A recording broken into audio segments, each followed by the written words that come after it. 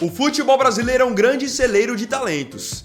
Então, ano após ano, surgem jogadores enxergados com potencial para fazer sucesso na Europa e vestir a camisa da seleção brasileira. Acontece que nem todos os jogadores que são apontados com potencial para brilharem na Europa ou vestirem a camisa da seleção brasileira acabam confirmando essas perspectivas. Nesse vídeo, você verá 7 exemplos assim, de jogadores que todo mundo imaginava que poderiam estar na seleção brasileira, mas acabaram não atingindo esse nível em 2023. Eu vou mostrar isso pra você agora, após a vinheta da seleção brasileira.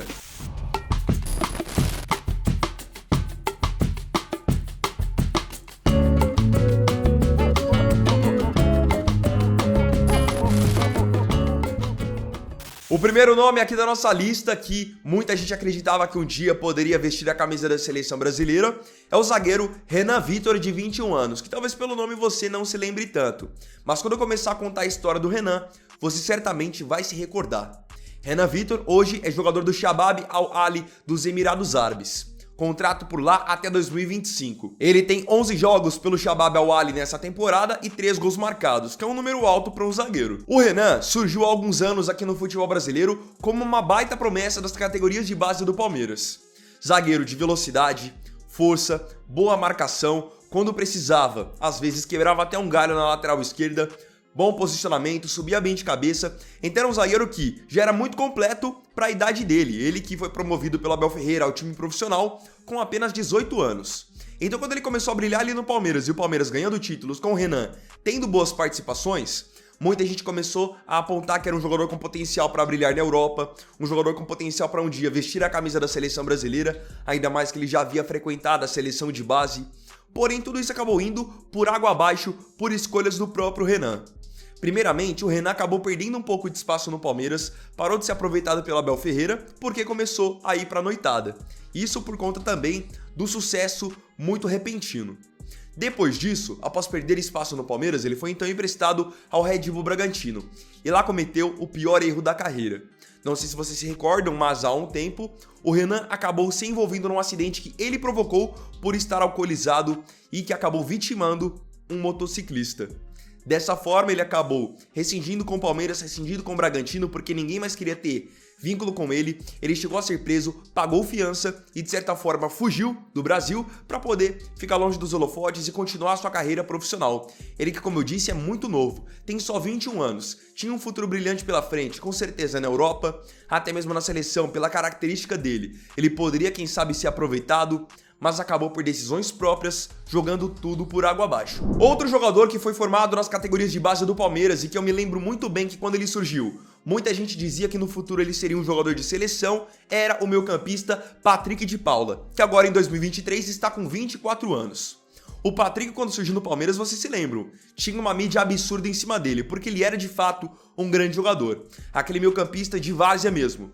Bastante técnico, colocava a bola onde queria, bom finalizador, habilidoso e, acima de tudo, tinha muita personalidade.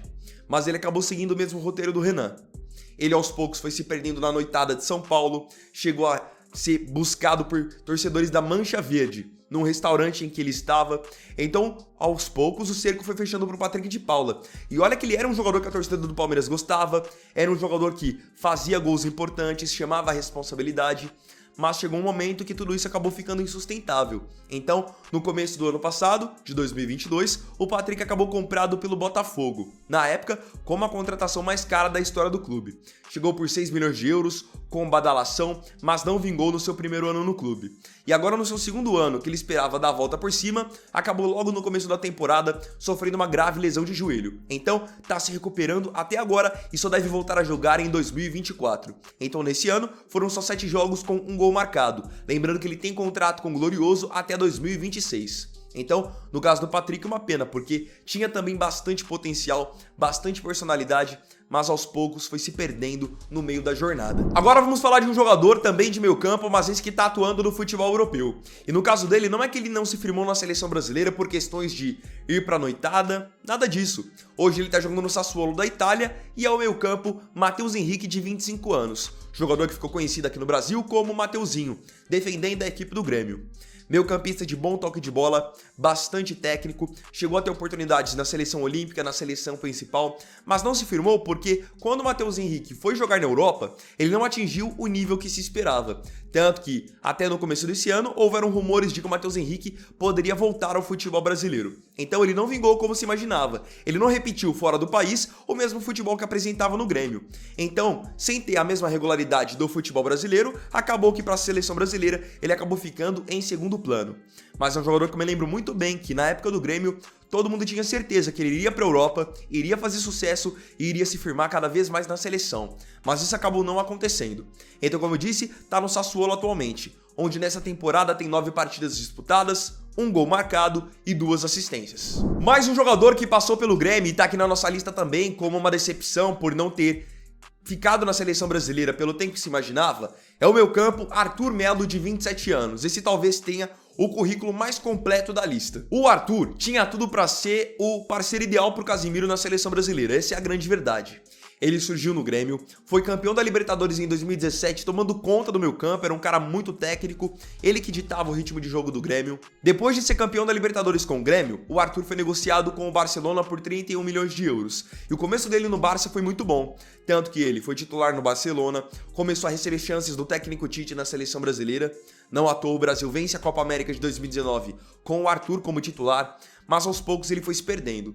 Perdeu espaço no Barcelona, perdeu espaço na seleção brasileira e então foi negociado com a Juventus. Só que na Juve, ao invés de ele dar a volta por cima, as coisas ficaram iguais ou até piores do que estavam no Barcelona. Porque ele também sofreu para ter o seu espaço, não conseguiu jogar e aí começou a ser emprestado. Na temporada passada esteve emprestado ao Liverpool, onde o Jürgen Klopp mal o quis aproveitar. E agora, para essa nova temporada, para tentar retomar o ritmo de jogo, ele foi emprestado à Fiorentina da própria Itália, onde na temporada, em 18 jogos, tem uma assistência, contrato de empréstimo até junho de 2024. O Arthur, por todo o potencial que demonstrou, pela qualidade que ainda acredito que tem, ele, como eu disse, era para ser o parceiro do Casemiro na seleção, porque tinha um bom toque de bola, era um bom marcador também, chegava bem para finalizar de fora da área. Uma pena que, quando ele chegou no Barcelona, ele não atendeu às expectativas. E a consequência disso foi, claro, não se firmar na seleção também. O penúltimo nome de meio campo que eu trago para vocês nesse vídeo é um jogador que, coincidentemente, também foi jogador do Grêmio. Ele tá um tempo já fora do Brasil, ele atuou no futebol alemão, agora está na Udinese da Itália, que é o meio-campo Wallace, de 28 anos. Um jogador que também por muito tempo foi cotado para estar na seleção brasileira principal. Mas, apesar de algumas convocações, ele nunca se firmou. Até porque ele não joga em times que tem tantos holofotes assim. Isso, querendo ou não, conta bastante. O Wallace foi um baita jogador no Grêmio, um volante de muita força física, mas que tinha bastante qualidade com a bola no pé também, um passe muito refinado. E para quem não se lembra, o Wallace foi medalha de ouro em 2016 no Rio de Janeiro, junto com Neymar, Gabriel Jesus, Gabigol, Luan, fez parte daquele time que conquistou o ouro inédito, com ele jogando muita bola. Um baita marcador. Foi para a Europa, tá lá até hoje, com 28 anos, porém na seleção brasileira, onde se imaginava que ele pudesse ter vida longa, por ser uma posição carente, ele não conseguiu se firmar, não conseguiu atender às expectativas, o que não significa que ele seja um mau jogador, muito pelo contrário. Porém, no nível que se imaginava, o Wallace nunca chegou. Hoje o Wallace tem contrato com a Udinese lá na Itália até 2026. Na atual temporada são 14 jogos com 1 gol marcado. Agora a gente vai fechar o meio campo falando sobre um meia atacante. Jogador que há pouco tempo era considerado uma promessa do futebol brasileiro e foi até negociado com o Real Madrid, porém ainda não vingou na Europa. Tô falando do meia atacante Reinier Jesus, de 21 anos. Jogador que foi revelado aqui no Brasil nas categorias de base do Flamengo e inclusive fez parte daquele timaço do Flamengo de 2019 com o Jorge Jesus. É que aquilo, o Reinier não era titular, mas era constantemente aproveitado. Então foi campeão brasileiro, campeão da Libertadores e não demorou para ser comprado pelo Real Madrid por 35 milhões de euros. Mas é o que acontece. Pelo Real Madrid principal mesmo, o Reinier nunca jogou. Ele jogou só pelo Real Madrid B. E aí, para ir ganhando rodagem, ele foi emprestado a outros times, mas nunca se firmou por nenhum. Tanto que ele passou um tempo no Girona da Espanha, um tempo no Borussia Dortmund da Alemanha, que é até um time conhecido por lapidar talentos, mas o Reinier nunca foi, fora do Brasil, o mesmo jogador que foi aqui, principalmente na base do Flamengo e na base da seleção. Então agora, em 2023, um jogador que poderia estar ganhando espaço e está jogando pelo modesto Frosinone, que é um time que foi promovido à primeira divisão do futebol italiano nessa temporada. Inclusive, o Reinier joga lá no Frosinone com outro brasileiro, o atacante Caio Jorge e Santos. Desde a sua chegada ao Frosinone, Reinier tem 7 jogos com 2 gols e 2 assistências.